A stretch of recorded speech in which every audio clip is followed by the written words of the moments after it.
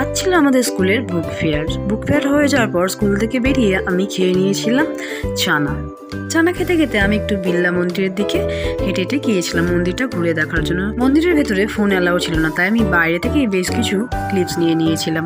তারপর আমি চলে এসেছিলাম আমার ক্লাসের যেহেতু টাইম হয়ে গেছে, আমার ক্লাসটা ছিল তিরুমণি বালিগঞ্জে। এই অ্যাপার্টমেন্টের আউটসাইড এনভায়রনমেন্টটা বা ভিউটা ছিল অতুলনীয়, যেটা বলে বোঝানো যাবে না। তো এদিকে আমার স্টুডেন্টরা চলে এসেছে অলরেডি, যারা আমাকে দেখে তো অলরেডি আনন্দে আত্মহারা হয়ে গিয়েছে, যেহেতু ওদের এবার ক্লাস স্টার্ট হবে। আমি ওদের গেম ক্লাস নিই। ক্লাসটা চলে প্রায় 1 থেকে 1.5 ঘন্টার মতো। তারপর বেরিয়ে হঠাৎই দেখা হয়ে গেল কোয়েল ম্যামের সাথে। দেখা হওয়াটা আমার কাছে ছিল আনএক্সপেক্টেড এবং শকিংয়ের মতন।